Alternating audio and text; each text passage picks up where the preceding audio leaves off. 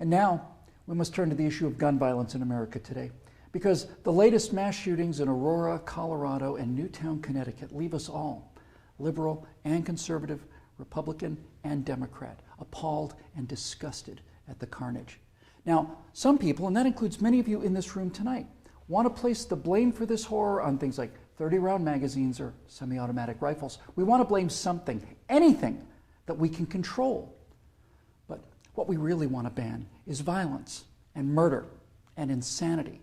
Now, we don't talk about that, though, because deep in our hearts, each of us knows that violence and murder and insanity are built into the human condition and likely always will be. You know, there are two kinds of animals in this world, predators and prey. No one watches a leopard chase down a gazelle and denies that the gazelle has a right to use its hooves and horns to protect itself from the predator. But there are people in this room tonight and all across the country who would deny that same right to self-defense to other human beings. Such people seem to think that the way to stop the leopard is to cut the horns off of the gazelle, that by somehow making it easier for the predator will simply go away. My friends, this is insane. When you make it easier for the predator, you get more predators. So let's start with the so-called assault weapons, more properly known as semi-automatic rifles. In 2011, the total firearm murders came to 8,583, according to the FBI. Now, during that time, the total murders committed by rifles, all rifles, not just semi-automatic rifles, were 323. That's 3% of all murders. Hammers and clubs kill half again as many people as rifles. Hands and feet murder twice as many. And knives kill 5 times more Americans than all rifles combined. Preventable medical errors kill about 98,000 people per year. Medical malpractice kills more than 12 times as many people as are murdered in the U.S. each year. That's more than 300 times the number killed by all rifles, not just the so-called assault rifles. And yet, no one talks about limits on hammers or knives or doctors or hospitals. No one does that because the good we perceive from hammers and knives and doctors far outweigh their perceived harm. And yet, studies show that firearms prevent anywhere from 800,000 to over 2 million violent crimes every year.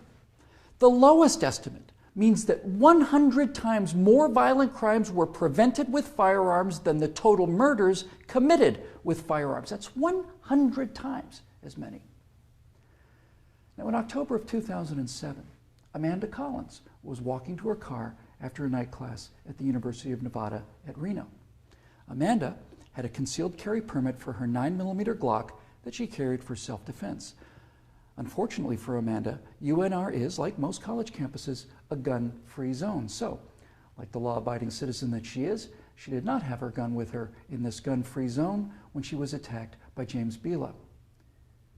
Bila raped her on the UNR campus less than 300 yards from the campus police office. He then walked away, and a few months later, this human predator went on to murder 19-year-old Breonna Dennison. Amanda Collins went on to say, quote, "I know, having been the first victim, that Breonna Dennison would still be alive had I been able to defend myself that night," unquote.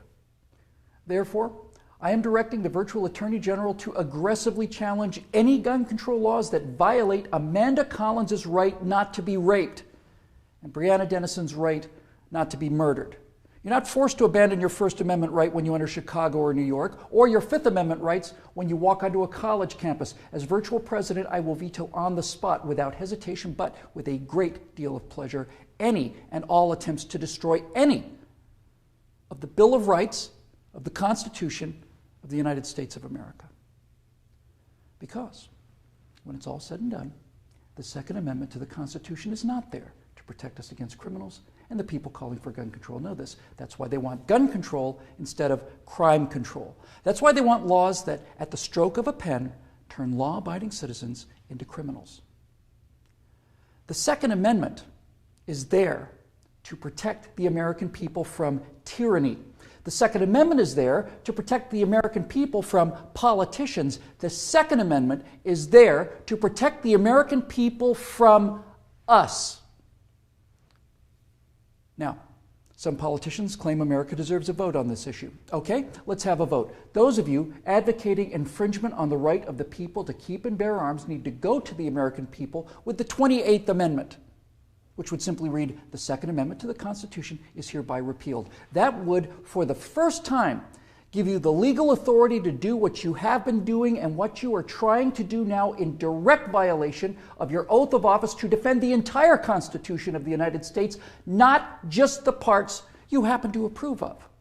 So go ahead, go to the American people and tell them that ultimate power is no longer to be vested in the people who can't be trusted with that power according to you. Tell them only the government can have that power now. You go out there and try to convince the people of the 38 states that you're going to need to get that amendment passed to agree with your opinion of them versus their opinion of you. I dare you. 12 million unarmed men, women, and children were unable to resist being murdered by their own National Socialist government in Germany.